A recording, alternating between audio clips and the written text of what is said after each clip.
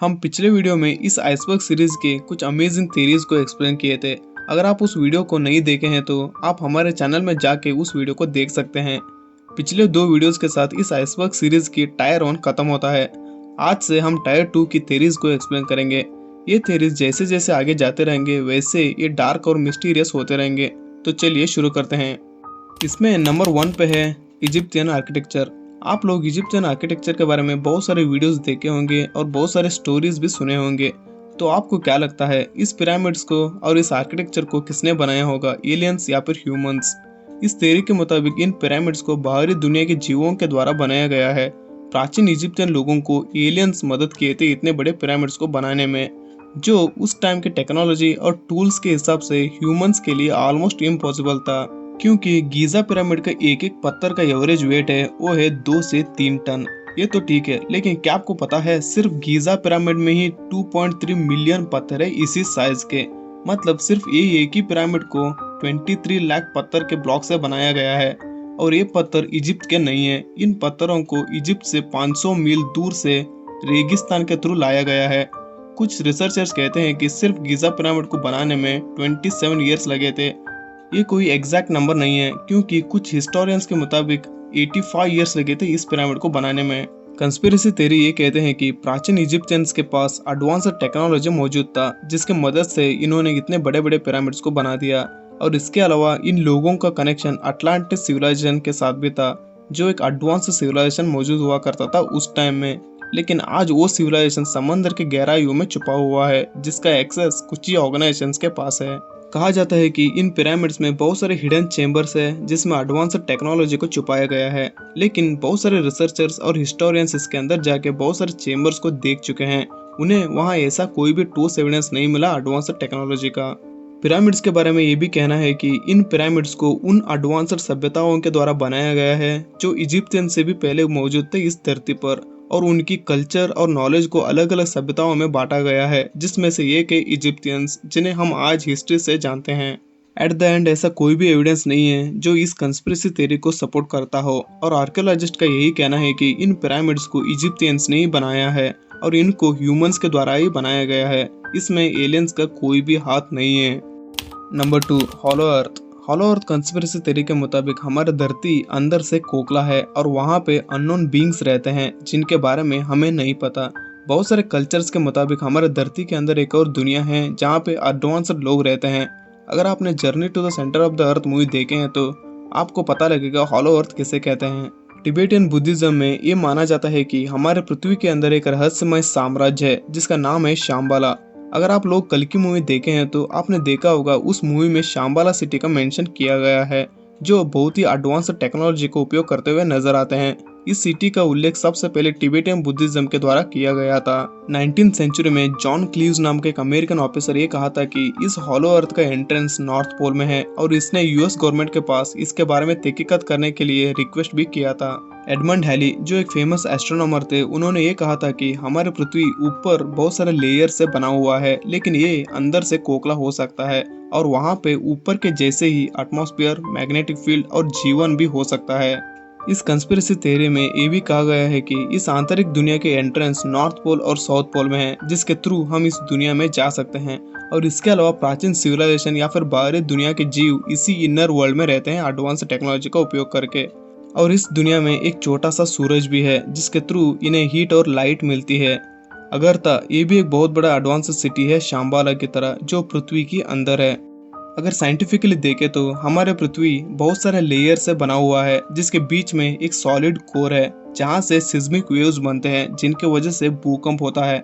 Scientist का कहना यह है कि अगर हमारी धरती अंदर से खोखला होता तो सिस्मिक वेव्स कभी भी नहीं बनते और भूकंप भी नहीं होता।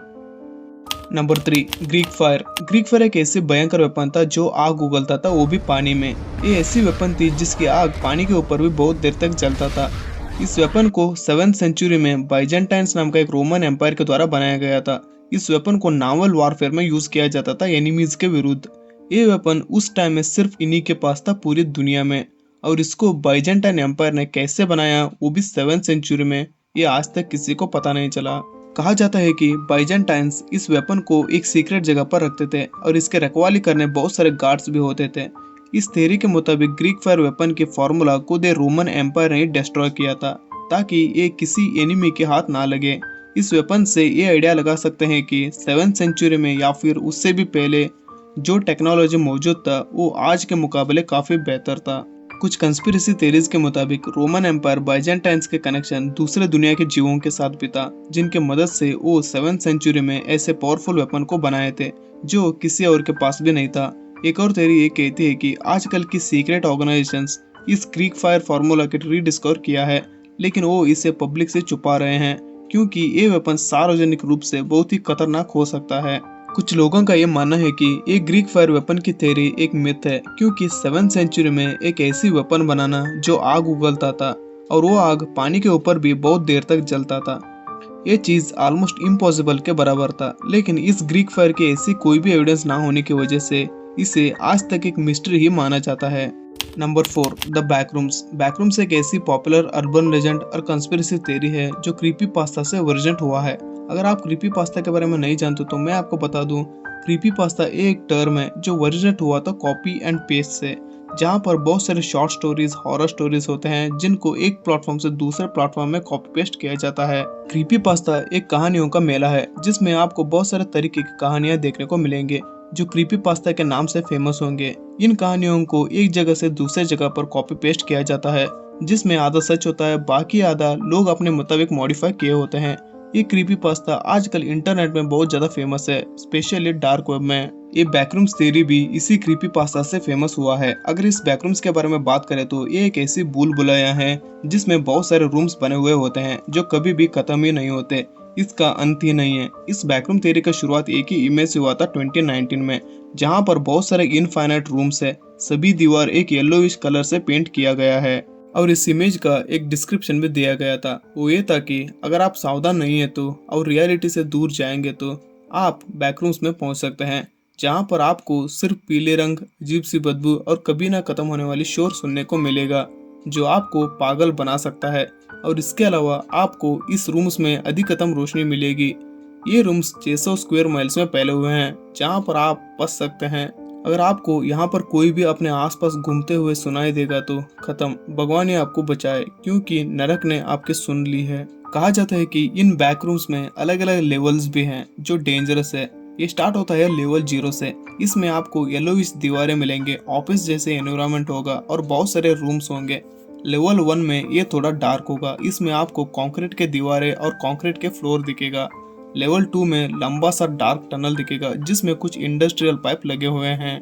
ऐसा कहा जाता है कि एक एक लेवल्स में अपने खुद के खतरे हैं और इनमें बहुत सारे एंटिटीज और क्रिएचर्स भी होते हैं जो अक्सर शैडोज में छुपे होते हैं। जो इन बैकरूम्स में एंट्री करता है उसके ऊपर हमला करना और उसके पीछा करने की क्षमता रखते हैं। ये क्रिएचर्स अलग अलग रूप में होते हैं, लेकिन आमतौर पर इन्हें भयानक ही माना जाता है। अगर हम गलती से इन बैकरूम्स में एंट्री करेंगे तो हमारे प्राइमरी गोल यही होगा कि हम एग्जिट को ढूंढे, जो नियरली इम्पॉसिबल है। कारण है इसकी एंडलेस स्ट्रक्चर। कुछ थ्योरीज के मुताबिक इन बैकरूम्स में कुछ ऐसे पोर्टल्स है जहां से हम एस्केप हो सकते हैं, लेकिन उनको लोकेट करना बहुत ही मुश्किल है। Number 5, NASA.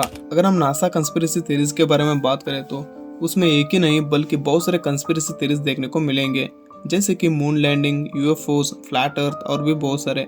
लेकिन इसमें से हम 2 को ही एक्सप्लेन करेंगे, क्योंकि फ्लैट अर्थ और यूएफओ के बारे में पिछले वीडियोस में हम बात कर चुके हैं, तो इसमें हम सिर्फ मून लैंडिंग और मार्स रोवर मिशंस के बारे में ही बात करेंगे। कहा जाता है कि 1969 में नासा के द्वारा किया हुआ मून लैंडिंग फेक था।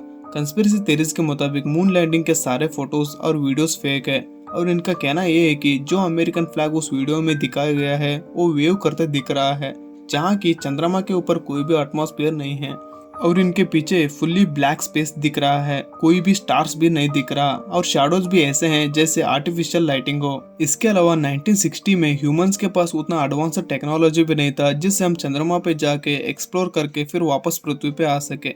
नासा ने एक क्लेम किया था कि वो चंद्रमा के ऊपर से एक पत्थर भी लाए हैं। उसके विरुद्ध थ्योरिस्ट का कहना था कि वो पत्थर उन्होंने अंटार्कटिका से लाए हैं और पब्लिक को पागल बना रहे हैं। ये कंस्पिरेसी सालों से चले आ रहा है। मून लैंडिंग के बारे में इसमें शामिल हुए कोई भी बात करना नहीं चाहता। Really walked on the moon, why would you not do that? Then put your hand on the Bible, swear to God you walked on the moon. Mr. Cyril, knowing you, that's probably a fake Bible. Really? Well, no, it's a real Bible. It'd be fine. Why don't you swear to? Why not? Why won't you do it? So why don't you put your hand on the Bible and swear to God that you walked on the moon? Mr. Seibel has made a fool of himself in front of the world. Mr. Seibel, you do not deserve answers. You have the opportunity to have $5,000. The meeting is not open. Well, अब बढ़ते हैं दूसरे conspiracy theory के लिए, वो है Mars rover missions. इसमें ये कहा गया है कि नासा के मार्स मिशंस भी फेक है और जो डेटा और फोटोज वो भेजते हैं वो पृथ्वी के ही कुछ लोकेशन से है। एक और थ्योरी के मुताबिक नासा के मार्स रोवर मिशन को वहाँ पे एलियन लाइफ की एविडेंसेस भी मिले हैं, लेकिन उन्हें पब्लिक से छुपाया जा रहा है। और जो फोटोज और वीडियोज को भेजा जाता है उन सब को नासा एडिट करके पब्लिक के सामने लाता है। मार्स के ऊपर सीक्रेट बेसेस भी इंस्टॉल किया गया है जो ह्यूमंस के हो सकते हैं या फिर बाहरी दुनिया के जीवों के। लेकिन साइंटिस्ट इन सब थ्योरीज को गलत बताते हुए ये कहते हैं कि नासा और जो भी दूसरे स्पेस एजेंसीज है वो श्योर करते हैं कि जो भी डेटा और फोटोज उन्होंने रिसीव किया हुआ है वो रॉ और ओरिजिनल तरीके से ही पब्लिक को दिखाए, और जो भी डेटा होता है उन्होंने उसे एनालाइज करने के लिए इंडिपेंडेंट साइंटिस्ट को ही अलाउ किया जाता है।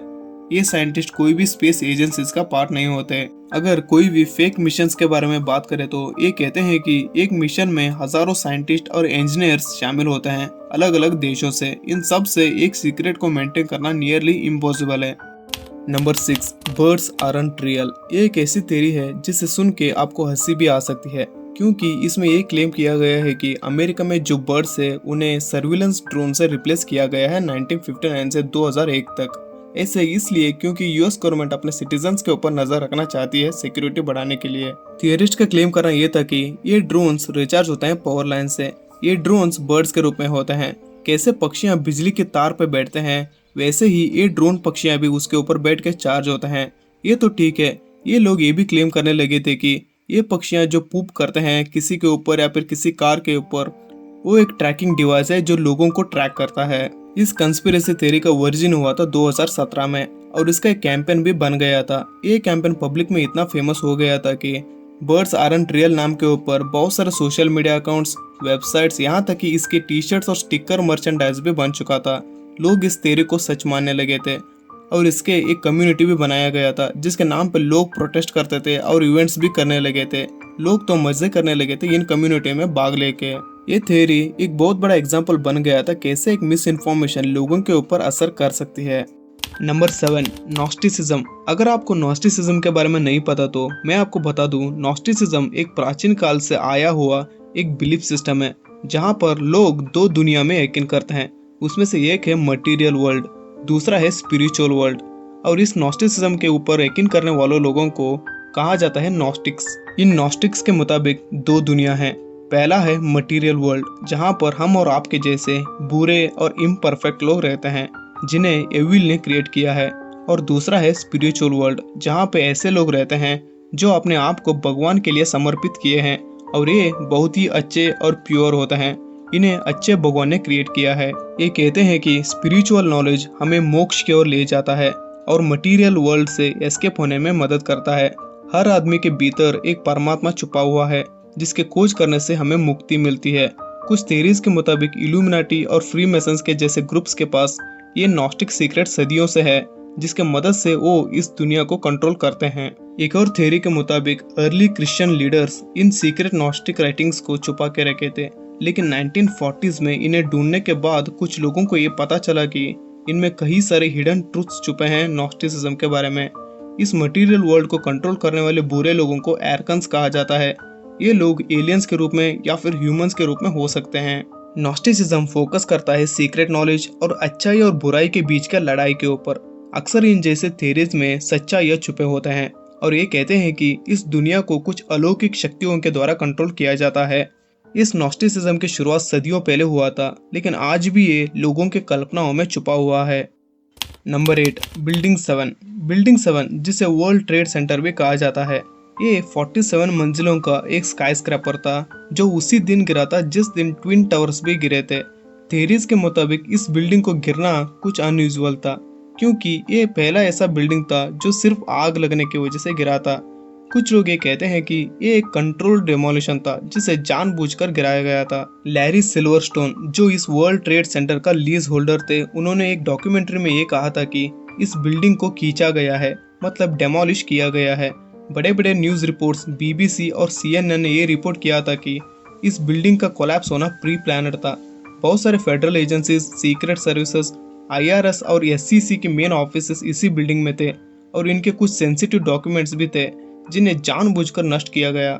लेकिन जब NIST national institute of standard and technology के द्वारा इस कोलैप्स को ऑफिशियली इन्वेस्टिगेशन किया गया, तब उन्होंने ये कहा कि ये बिल्डिंग आग की वजह से ही गिरी है। बिल्डिंग में आग बहुत देर तक जलने की वजह से बिल्डिंग की स्ट्रक्चर वीक हुआ और उससे बिल्डिंग कोलैप्स हो गई। NIST के एनालिसिस के मुताबिक इस बिल्डिंग का इंटीरियर पहले फेल हुआ। इसकी वजह से एक्सटीरियर यानी कि बाहर की हिस्सा अंदर की तरफ कोलैप्स हुआ। इसकी इंटीरियर फेल होने में मेन रीजन था वो था कॉलम 79, जो इस बिल्डिंग की ईस्टर्न साइड का एक मेन कॉलम था। ये कॉलम 79 सबसे पहले कोलैप्स हुआ। बाद में इससे जुड़े जो भी दूसरे कॉलम्स थे वो भी इसके साथ गिरने लगे। ये सब कहना था NIST के इन्वेस्टिगेशन के बाद, लेकिन कंस्पिरेसी थ्योरीज आज भी यही मानते हैं कि इस बिल्डिंग को एक्सप्लोजिव की मदद से ही जानबूझकर गिराया गया था। Number 9, red rooms. Red rooms conspiracy theories के मुताबिक रेड रूम्स एक इलीगल पार्ट है इंटरनेट का, जिसके ऊपर बहुत सारे चर्चे होते हैं। रेड रूम्स एक लाइव स्ट्रीम इवेंट है जहां पर व्यूअर्स पे करते हैं लोगों का मर्डर और टॉर्चर को देखने के लिए। ये इवेंट्स सिर्फ डार्क वेब पे होते हैं, जहां पर लोग रियल टाइम में उनके साथ इंटरेक्ट कर सकते हैं, क्योंकि व्यूअर्स जो पे किए होते हैं वो सजेस्ट करते हैं लाइव में कि विक्टिम को कैसे कैसे टॉर्चर करे, जिससे इन्हें खुशी मिलता है। इन रेड रूम्स का एक्सेस सिर्फ डार्क वेब से ही होता है। डार्क वेब ये भी एक इंटरनेट का पार्ट है जिसे एक्सेस करने के लिए एक स्पेशल सॉफ्टवेयर चाहिए, जैसे कि टॉर ब्राउजर। इंटरनेट के इस छुपे हुए हिस्से में बहुत सारे इलीगल एक्टिविटीज होते हैं, जिसकी वजह से ये डार्क वेब हर वक्त न्यूज में रहती है। इन रेड रूम्स में बहुत सारे लाइव स्ट्रीम्स होते हैं जहां पैसों के लिए लोगों को ब्रूटली टॉर्चर और मर्डर किया जाता है। यहाँ तक कि अमीर लोग अपने खुशी के लिए और अपने सेटिस्फेक्शन के लिए लाइव स्ट्रीम में पैसे पे करके टॉर्चर करवाते हैं लोगों को। ये बताते हैं इन्हें ऐसे टॉर्चर करो, इसके हाथ काटो, इसके आंखें निकालो, ऐसे सजेस्ट दे के टॉर्चर करवाते हैं पैसे पे करके। कहा जाता है कि इन रेड रूम्स में जो पैसों की लेन देन होती है वो क्रिप्टो करेंसीज में होती है, जैसे कि बिटकॉइंस, क्योंकि इन्हें ट्रेस करना बहुत ही मुश्किल होता है कंपेयर करें तो ट्रेडिशनल करेंसीज से। इन रेड रूम्स की काम बहुत ही हाई सिक्योरिटीज पे होती है। यहाँ पे ऐसी टेक्नोलॉजी यूज किया जाता है जिसे गवर्नमेंट या फिर कोई भी कानून कभी भी ट्रेस नहीं कर सकती। ये बिना कोई एविडेंस जोड़े बिना काम करते हैं और इनके जो मैसेजेस होते हैं वो भी कोड्स के रूप में होते हैं। रेड रूम्स की कॉन्सेप्ट को पहले मूवीज, टीवी शोज, मीडिया और क्रीपी पास्ता के स्टोरीज के द्वारा पहले पॉपुलर किया गया, जो आज पूरी दुनिया के लोगों में बहुत ज्यादा स्प्रेड हो चुका है। हम इस नॉर्मल इंटरनेट को तो जानते हैं, लेकिन हमें इसके दूसरा साइड डार्क वेब में क्या क्या होता है और ये कितना क्रीपी होता है हमें आइडिया तक नहीं है। लोगों को अक्सर क्रीपी और हॉरर स्टोरीज पसंद आते हैं। इसी तरह के लोगों के इमोशंस के ऊपर ये रेड रूम्स काम करते हैं। बहुत सारे लोगों के मुताबिक रेड रूम्स एक भयानक कंस्पिरेसी थ्योरी है जिसके वेरीफाइड एविडेंसेस बहुत ही कम है। प्रैक्टिकली देखा जाए तो ऐसे इवेंट्स को ऑपरेट करना, वो भी कोई बिना एविडेंसेस के, बहुत ही मुश्किल है और ये इंटरनेट का एक मिथ भी हो सकता है। Number 10, skin walkers. Skin walker conspiracy theories सबसे पहले ओरिजिनेट हुए थे नवाजो लोगों के द्वारा। नवाजो ये अमेरिका की सबसे बड़ा ट्राइब है जिन्हें नेटिव अमेरिकन भी कहा जाता है। ये नवाजो लोग 1000 साल पहले माइग्रेट हुए थे अमेरिका में, जिनकी संख्या आज करीब 4 लाख है। नवाजो कम्युनिटी में स्किन वॉकर्स को एक तरह के हानिकारक विच माना जाता है जो अपने आप को एक जानवर के रूप में बदल के छुपने की क्षमता रखते हैं। नवाजो कल्चर में स्किन वॉकर्स को ई नाल्डो लूशी कहा जाता है। इनके मुताबिक स्किन वॉकर्स बहुत ही पावरफुल होते हैं और ये अपने पावर्स को बुरे काम के लिए और दूसरों को मारने के लिए उपयोग करते हैं। स्किन वॉकर्स की कैरेक्टर्स के बारे में बात करें तो ये अपने रूप को किसी भी एनिमल में बदल सकते हैं, जैसे कि भेड़िया, लोमड़ी, उल्लू और कभी कभी कुत्तों के रूप में भी। इनकी ये एबिलिटी उनको अपने पहचान छुपाने के लिए और नेक्स्ट विक्टिम जिनको वो मारना चाहते हैं उन तक पहुंचने में मदद करता है। शेप शिफ्टिंग के अलावा स्किन वॉकर्स के पास कुछ सुपर नेचुरल पावर्स भी होते हैं, जैसे कि माइंड रीडिंग, अपने थॉट्स और बिहेवियर्स के ऊपर कंट्रोल करना, और ये किसी भी आदमी के अंदर बीमारी पैदा करके उन्हें मार भी सकते हैं। कंस्पिरेसी थ्योरीज के मुताबिक शर्मन रैंच, जिसे स्किन वॉकर्स रैंच भी कहा जाता है, ये एक जगह है अमेरिका के यूटा स्टेट में। इस जगह को स्किन वॉकर्स और पैरानॉर्मल एक्टिविटीज का सेंटर माना जाता है। कहा जाता है कि इस जगह पर बहुत बार UFO साइटिंग्स भी हुए हैं। NIDS national institute of discovery science के मुताबिक इस जगह पर अजीबोगरीब क्रिएचर्स भी देखा गया है। एक और पॉपुलर थ्योरी के मुताबिक स्किन वॉकर्स बाहरी दुनिया के जीव हैं जो एडवांस टेक्नोलॉजी का उपयोग करके शेप शिफ्टिंग करते हैं ह्यूमंस के साथ इंटरेक्ट करने के लिए। और ये स्किन वॉकर्स रैंच एक पोर्टल है दूसरे डायमेंशंस के लिए, जो अलो करता है दूसरे डायमेंशंस के जीवों को हमारी दुनिया में आने के लिए। स्किन वॉकर थेरीज टीवी और फिल्म से बहुत ज़्यादा पॉपुलर हो गए और ये सोशल मीडिया और फोरम्स में भी बहुत ज़्यादा स्प्रेड होने लगे। क्रिटिक्स के मुताबिक स्किन वॉकर्स की स्टोरीज को एक एंटरटेनमेंट की तरह लेना नवाजो ट्राइब की संस्कृति को अपमान करती है। और साइंटिस्ट का कहना ये भी है कि स्किन वॉकर थेरीज सिर्फ लोगों का इमेजिनेशन है और इन थेरीज को जानबूझकर पॉपुलर किया गया है।